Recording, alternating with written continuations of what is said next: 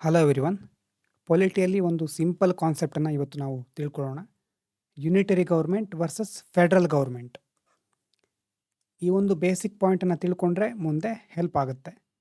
ಬಹಳ ದೊಡ್ಡ ಕಾನ್ಸೆಪ್ಟ್ ಏನಲ್ಲ ಇದು, ಆದರೆ ಗೊತ್ತಿರೋದು ಬಹಳ ಇಂಪಾರ್ಟೆಂಟ್.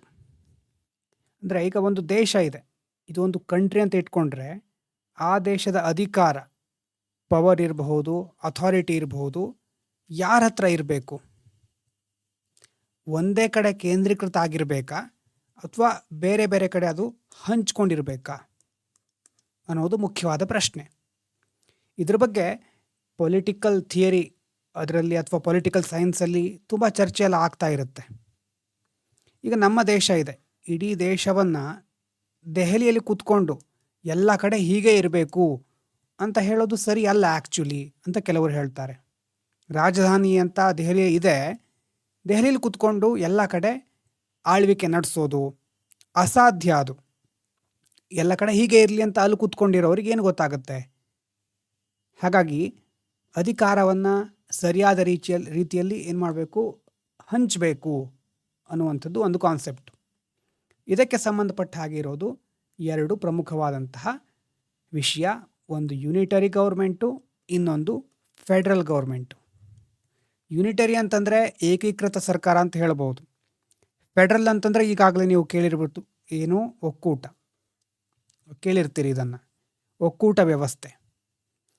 ಏನು ಡಿಫ್ರೆನ್ಸು ಅಂತ ನಾವು ತಿಳ್ಕೊಬೇಕು ಮೊದಲು. ಈಗ ಯುನಿಟರಿ ಅಂತಂದರೆ ಅದರಲ್ಲಿ ನೋಡಿ, ಒಂದು ಏಕೀಕೃತ ಸರ್ಕಾರ ಅಂತ ಕನ್ನಡದಲ್ಲಿ ಹೇಳ್ತೇವೆ. ಈ ಶಬ್ದ ಬಂದಿರೋದು ಯುನಿಟಿಯಿಂದ. ಯುನಿಟಿ ಅಂತಂದರೆ ಏಕತೆ ಅಥವಾ ಒಂದು ಅಂತ ಹೇಳ್ತೀವಲ್ವ, ಆ ರೀತಿ. ಅಂದರೆ ದೇಶದ ಇಡೀ ಅಧಿಕಾರ, ಆಡಳಿತ ಒಂದು ಕೇಂದ್ರ ಸರ್ಕಾರ ಅಥವಾ ಸೆಂಟ್ರಲ್ ಗೌರ್ಮೆಂಟ್ ಹತ್ರ ಇರುತ್ತೆ. ಎಲ್ಲವನ್ನು ನೋಡ್ಕೊಳ್ಳೋದು ಇಲ್ಲಿ ಸೆಂಟ್ರಲ್ ಗೌರ್ಮೆಂಟ್, ಕಂಪ್ಲೀಟ್ ಅದರ ಹತ್ರ ಕಂಟ್ರೋಲ್ ಇರುತ್ತೆ. ಮತ್ತು ಇಲ್ಲಿ ರಾಜ್ಯ ಸರ್ಕಾರ ಅಥವಾ ಬೇರೆ ಬೇರೆದು ಇರಬಹುದು. ಆ ಬೇರೆ ರಾಜ್ಯ ಸರ್ಕಾರಗಳಿಗೂ ಸೆಂಟ್ರಲ್ ಗೌರ್ಮೆಂಟೇ ಮುಖ್ಯವಾದಂತಹ ಪವರ್ ಸೋರ್ಸ್. ಅಂತಂದರೆ ಈ ಕೇಂದ್ರ ಸರ್ಕಾರ ಏನಿದೆ, ಸೆಂಟ್ರಲ್ ಗೌರ್ಮೆಂಟು, ಅದು ತನಗೆ ಈಸಿ ಆಗಲಿ, ತನ್ನ ಆಡಳಿತದ ಸರಳತೆಗೋಸ್ಕರ ಅಥವಾ ಸುಗಮವಾಗಲಿ ಆಡಳಿತ ಅಂತ ಬೇರೆ ಲೋಕಲ್ ಬಾಡೀಸ್ಗಳನ್ನು, ಬೇರೆ ಬೇರೆ ರೀತಿಯಾದಂತಹ ವ್ಯವಸ್ಥೆಗಳನ್ನು ಅದು ಮಾಡ್ಕೊಳ್ಬಹುದು. ಆದರೆ ಬೇಕಾದಾಗ ಅಧಿಕಾರವನ್ನು ಈ ಲೋಕಲ್ ಬಾಡೀಸ್ಗಳಿಂದ ಕಿತ್ಕೋಬಹುದು. ಅದು ಅಧಿಕಾರ ಕೊಡೋದು, ಬೇಡದೇ ಇದ್ರೆ ಅಧಿಕಾರ ಕಿತ್ಕೊಳ್ಳೋದು, ಈ ರೀತಿ ಸಹ ಮಾಡಲಿಕ್ಕೆ ಅಲ್ಲಿ ಅವಕಾಶ ಇದೆ. ತನಗೆ ಈಸಿ ಆಗಲಿ ಅಂತ ಲೋಕಲ್ ಬಾಡೀಸ್ ಸೃಷ್ಟಿ ಮಾಡ್ಕೊಳ್ತಾರೆ.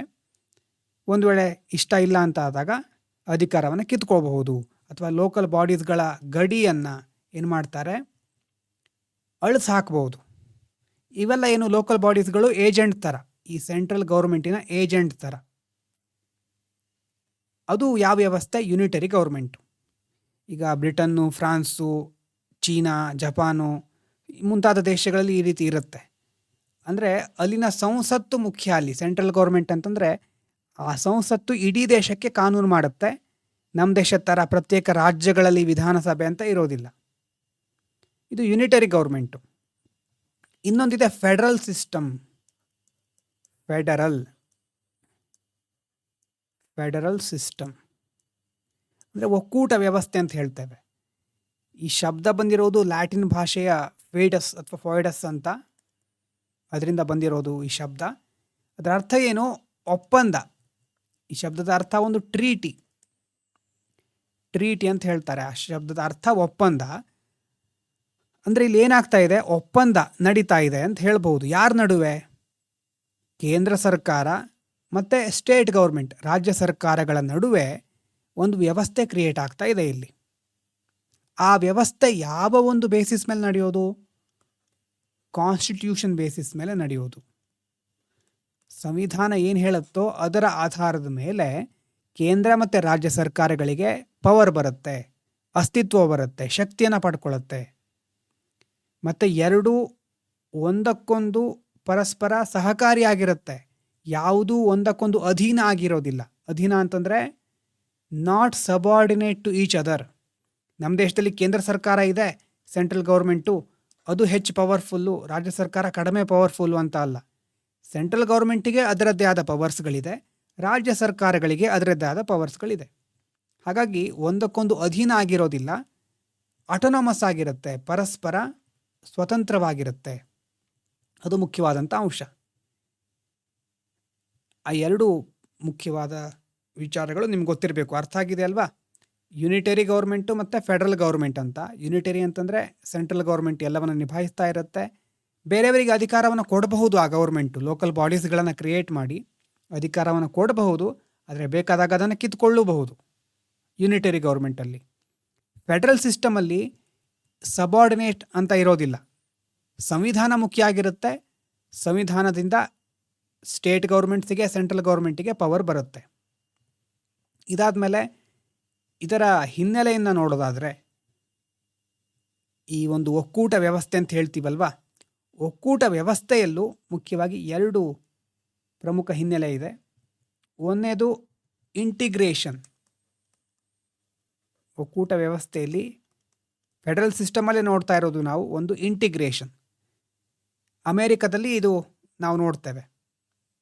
ಅಂದರೆ ಮೊದಲು ಬೇರೆ ಬೇರೆ ಇಂಡಿವಿಜುವಲ್ ಪಾರ್ಟ್ ಇರುತ್ತೆ, ಇಂಡಿವಿಜುವಲ್ ಪಾರ್ಟ್ಗಳು. ಆ ಪಾರ್ಟ್ಗಳು ತಮ್ಮ ನಡುವೆನೇ ಒಪ್ಪಂದ ಮಾಡಿಕೊಂಡು ತಾವೆಲ್ಲ ಒಂದು ದೇಶ, ಒಂದು ಭಾಗ, ಹಾಗಾಗಿ ನಾವೆಲ್ಲ ಒಂದು ಅನ್ನುವಂಥ ನಿರ್ಧಾರಕ್ಕೆ ಬರೋ ರೀತಿ ಇದು.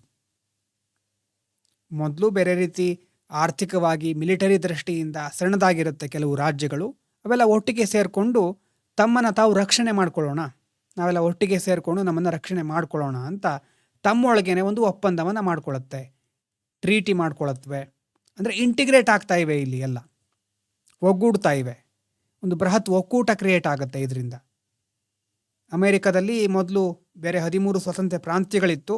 ಅವರೆಲ್ಲ ಈ ಒಂದು ಇಂಟಿಗ್ರೇಷನ್ ಮಾಡೆಲಿಂದಾನೇ ಒಟ್ಟಿಗೆ ಸೇರಿ ಈಗ ಯುನೈಟೆಡ್ ಸ್ಟೇಟ್ಸ್ ಆಫ್ ಅಮೇರಿಕಾ, ನೋಡಿ ಆ ಶಬ್ದದಲ್ಲೇ ಇದೆ, ಯುನೈಟೆಡ್ ಸ್ಟೇಟ್ಸ್. ಸ್ಟೇಟ್ಸ್ಗಳೆಲ್ಲ ಒಟ್ಟಾಗಿ ಸೇರಿ ಯುನೈಟ್ ಆಗಿ ಅಮೇರಿಕಾ ಆಗಿರೋದು. USA ಅಂತ ಹೇಳ್ತೀವಲ್ವಾ, ಯುನೈಟೆಡ್ ಸ್ಟೇಟ್ಸ್ ಆಫ್ ಅಮೇರಿಕಾ. ಹಾಗಾಗಿ ಅಮೇರಿಕಾ ಅನ್ನೋದು ಒಂದು ಟ್ರೂ ಫೆಡರೇಷನ್ ಅಂತ ಕರೀತಾರೆ. ಎಲ್ಲ ಪರಸ್ಪರ ಒಪ್ಪಿಗೆಯಿಂದ ಒಂದು ಒಕ್ಕೂಟವನ್ನು ನಿರ್ಮಿಸಿದ್ದಾವೆ. ಹಾಗಾಗಿ ಅಮೇರಿಕಾ ಒಂದು ಟ್ರೂ ಫೆಡರೇಷನ್, ತಮ್ಮೊಳಗೆ ಒಪ್ಪಂದವನ್ನು ಮಾಡ್ಕೊಂಡಿದ್ದಾವೆ. ಸೊ ಮೊದಲನೇ ಟೈಪು ಫೆಡರಲ್ ಸಿಸ್ಟಮಲ್ಲಿ ಮೊದಲನೇದು ಯಾವುದು? ಇಂಟಿಗ್ರೇಷನ್, ಪರಸ್ಪರ ಒಗ್ಗೂಡೋದು. ಎರಡನೇದು ನೋಡಿ ಡಿಸ್ಇಂಟಿಗ್ರೇಷನ್ ಅಥವಾ ಸೆಂಟ್ರಿಫ್ಯೂಗಲ್ ಅಂತ ಸಹ ಹೇಳ್ಬೋದು. ಡಿಸ್ಇಂಟಿಗ್ರೇಷನ್ ಎರಡನೇದು. ಡಿಸ್ಇಂಟಿಗ್ರೇಷನ್. ಡಿಸ್ಇಂಟಿಗ್ರೇಷನ್ ಅಂತಂದರೆ, ಇಂಟಿಗ್ರೇಷನ್ ಅಂತಂದರೆ ಒಗ್ಗೂಡೋದು ಅಂತ ಹೇಳಿದ್ರೆ, ಡಿಸ್ಇಂಟಿಗ್ರೇಷನ್ ಅಂತಂದರೆ ಉಲ್ಟಾ. ಕೆನಡಾದಲ್ಲಿ ನಾವು ಇದನ್ನು ನೋಡಬಹುದು. ಅಂದರೆ ಮೊದಲೇ ಒಂದು ದೊಡ್ಡ ಸಾಮ್ರಾಜ್ಯ ಇರುತ್ತೆ, ದೊಡ್ಡ ಒಂದು ದೇಶ ಇರುತ್ತೆ.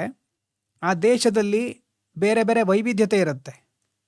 ವೈವಿಧ್ಯತೆ ಅಂತಂದರೆ ಭಾಷೆ ಇರಬಹುದು, ಸಂಸ್ಕೃತಿ ಇರಬಹುದು. ಹಾಗಾಗಿ ಬೇರೆ ವೈವಿಧ್ಯತೆ ಇರೋದ್ರಿಂದ ಆ ಬೃಹತ್ ದೇಶವನ್ನು ಏನು ಮಾಡ್ತಾರೆ, ಕೇಂದ್ರ ಸರ್ಕಾರನೇ ಮುಂದೆ ಬಂದು ಪ್ರಾಂತ್ಯಗಳಾಗಿ ಮಾಡುತ್ತೆ.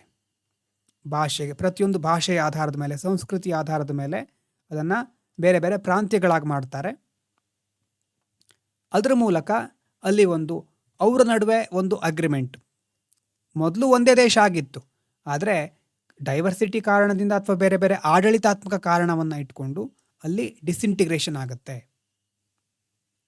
ಸೊ ಕೆನಡಾ ಈ ರೀತಿಯಾಗಿ ಒಕ್ಕೂಟ ವ್ಯವಸ್ಥೆನ ಅಳವಡಿಸ್ಕೊಂಡಿದೆ. ಯಾವುದೇ ರಾಜ್ಯ ಮುಂದೆ ಬಂದು ಒಪ್ಪಂದ ಮಾಡ್ಕೊಂಡಿರೋದಲ್ಲ ಇದು. ಅರ್ಥ ಆಗ್ತಾ ಇದೆಯಾ? ಬದಲಿಗೆ ಕೇಂದ್ರವೇ ಏನು ಮಾಡಿದೆ, ರಾಜ್ಯಗಳನ್ನು ಸೃಷ್ಟಿ ಮಾಡಿದೆ. ನಾವು ಸಹ ಸ್ವತಂತ್ರ ಬಂದಾಗ ಯಾವುದನ್ನು ಫಾಲೋ ಮಾಡಿದ್ದೀವಿ? ಡಿಸ್ಇಂಟಿಗ್ರೇಷನ್. ನಮ್ಮ ದೇಶದ ವೈವಿಧ್ಯತೆ ಇರಬಹುದು, ಭಾಷೆಯ ಆಧಾರದ ಮೇಲೆ ಇರಬಹುದು, ಭೌಗೋಳಿಕ ಪ್ರದೇಶಗಳ ಆಧಾರದ ಮೇಲೆ ಇರಬಹುದು. ನಮ್ಮ ದೇಶವನ್ನು ನಾವು ಈ ರೀತಿ ಡಿಸ್ಇಂಟಿಗ್ರೇಷನ್ ಮಾಡೆಲ್ ಆಧಾರದ ಮೇಲೆ ನಾವೇನು ಮಾಡಿದ್ದೇವೆ, ಮೊದಲು ಒಂದು ದೇಶ ಇರೋದನ್ನು ಬೇರೆ ಬೇರೆ ರಾಜ್ಯಗಳಾಗಿ ವಿಂಗಡಿಸಿದ್ದೇವೆ. ಸೊ ಇವಿಷ್ಟು ಪ್ರಮುಖವಾದ ಅಂಶ. ಇನ್ನು ಭಾರತಕ್ಕೆ ಸಂಬಂಧಪಟ್ಟ ಹಾಗೆ ಪ್ರಾಕ್ಟಿಕಲ್ ಆಗಿ ನೋಡ್ತಾ ಹೋಗೋಣ. ಇದು ಥಿಯರಿ. ಸ್ಟಾರ್ಟ್ ಮಾಡಿದ್ದು ಯುನಿಟರಿ ಮತ್ತು ಫೆಡರಲ್ ಗೌರ್ಮೆಂಟಿಂದ. ಯುನಿಟರಿ ಅಂತಂದರೆ ಒಂದು ಸೆಂಟ್ರಲ್ ಗೌರ್ಮೆಂಟ್ ಎಲ್ಲವನ್ನು ನಿಭಾಯಿಸ್ತಾ ಇರುತ್ತೆ. ಫೆಡರಲ್ ಸಿಸ್ಟಮಲ್ಲಿ ಸೆಂಟ್ರಲ್ ಬೇರೆ, ಸ್ಟೇಟ್ ಬೇರೆ ಅಂತ ಇರುತ್ತೆ. ಕಾನ್ಸ್ಟಿಟ್ಯೂಷನ್ ಮುಖ್ಯ ಆಗಿರುತ್ತೆ ಫೆಡರಲ್ ಗೌರ್ಮೆಂಟಲ್ಲಿ. ಯುನಿಟರಿ ಗೌರ್ಮೆಂಟಲ್ಲಿ ಆ ಒಂದು ಕೇಂದ್ರ ಏನಿದೆ ಅದು ಕಾನ್ಸ್ಟಿಟ್ಯೂಷನನ್ನು ಬದಲಾಯಿಸಬಹುದು ಕೆಲವೊಂದು ಸಾರಿ. ಫೆಡರಲ್ ಸಿಸ್ಟಮಲ್ಲಿ ಎರಡು ಥರ, ಇಂಟಿಗ್ರೇಷನ್ ಮತ್ತು ಡಿಸ್ಇಂಟಿಗ್ರೇಷನ್ನು. ಇಂಟಿಗ್ರೇಷನ್ ಅಂತಂದರೆ ಮೊದಲೇ ಬೇರೆ ಬೇರೆ ಸ್ಟೇಟ್ಸ್ಗಳಿರುತ್ತೆ, ಅವು ತಮ್ಮೊಳಗೆ ಬಂದು ಒಪ್ಪಂದ ಮಾಡಿಕೊಂಡು ಒಟ್ಟಿಗೆ ಸೇರಿಕೊಂಡು ಒಂದು ದೇಶವನ್ನು ಅಥವಾ ಒಂದು ದೊಡ್ಡ ಇಲ್ಲೇನು ಹೇಳಿದ್ದೇವೆ, ಯುನೈಟೆಡ್ ಸ್ಟೇಟ್ಸ್ ಆಫ್ ಅಮೆರಿಕಾ ಅಂತ ಹೇಳಿದ್ವಲ್ವ, ತಮ್ಮೊಳಗಡೆ ಒಂದು ಯುನಿಟಿ ಕ್ರಿಯೇಟ್ ಮಾಡಿ ಒಪ್ಪಂದಕ್ಕೆ ಬರುತ್ತೆ, ಅದು ಇಂಟಿಗ್ರೇಷನ್. ಡಿಸ್ಇಂಟಿಗ್ರೇಷನ್ ಅಂತಂದರೆ ಮೊದಲು ಒಂದು ದೊಡ್ಡ ದೇಶ ಇರುತ್ತೆ, ಸಾಮ್ರಾಜ್ಯ ಇರುತ್ತೆ, ಆಮೇಲೆ ಆಡಳಿತಾತ್ಮಕವಾಗಿ ಈಸಿ ಆಗಲಿಕ್ಕೆ ಆ ದೊಡ್ಡ ದೇಶವನ್ನು ಭಾಷೆ ಅಥವಾ ಬೇರೆ ಬೇರೆ ವೈವಿಧ್ಯತೆಯ ಆಧಾರದ ಮೇಲೆ ವಿಂಗಡಿಸ್ತಾರೆ, ವಿಭಜಿಸ್ತಾರೆ, ಅವ್ರ ನಡುವೆ ಒಂದು ಒಪ್ಪಂದ ಬರುತ್ತೆ. ಒಪ್ಪಂದ ಅಂತಂದರೆ ಈಗ ನಾವು ಸಂವಿಧಾನ ಅಂತ ಹೇಳ್ಬೋದು. ಸೊ ಆ ರೀತಿ ನಮ್ಮ ದೇಶದಲ್ಲಾಗಿದೆ ಇಂಟಿಗ್ರೇಷನ್ ಮತ್ತು ಡಿಸ್ಇಂಟಿಗ್ರೇಷನ್. ಇದು ಎರಡು ಮುಖ್ಯವಾಗಿ ನಾವು ತಿಳ್ಕೋಬೇಕು. ಓಕೆನಾ? ಮತ್ತು ಮುಂದಿನ ವಿಡಿಯೋದಲ್ಲಿ ಕಂಟಿನ್ಯೂ ಮಾಡೋಣ. ಈಗಾಗಲೇ ಮೊದಲಿನ ಥರನೇ ನಾನು ಇಮೇಜಸ್ಗಳನ್ನು ಮತ್ತು ಕೆಲವೊಂದು ಇಂಪಾರ್ಟೆಂಟ್ ವಿಷಯಗಳನ್ನು ಮುಂದಿನ ವಾರದಿಂದ ಎಕ್ಸ್ಟೆಂಡ್ ಮಾಡ್ತಾ ಹೋಗ್ತೇನೆ. ಸ್ವಲ್ಪ ಈ ಒಂದು ಥಿಯರಿ ಕಾನ್ಸೆಪ್ಟ್ ಮುಗಿಲಿ, ಹಾಗಾಗಿ ಚಿಕ್ಕ ಚಿಕ್ಕ ವಿಡಿಯೋ ಮಾಡ್ತಾ ಇದ್ದೇನೆ ಪೊಲಿಟಿಯಲ್ಲಿ. ಮುಂದಿನ ವಾರದಿಂದ ಸ್ವಲ್ಪ ನಾವು ಲಕ್ಷ್ಮೀಕಾಂತ್ ಅಥವಾ ಇಂಡಿಯನ್ ಕಾನ್ಸ್ಟಿಟ್ಯೂಷನ್ ಬಗ್ಗೆ ನೋಡಲಿಕ್ಕೆ ತುಂಬ ಇದೆ. ಅದಕ್ಕಿಂತ ಮೊದಲು ಇಂಥ ಥಿಯರಿ ಗೊತ್ತಿರಬೇಕು. ಓಕೆನಾ? Yes, thank you so much.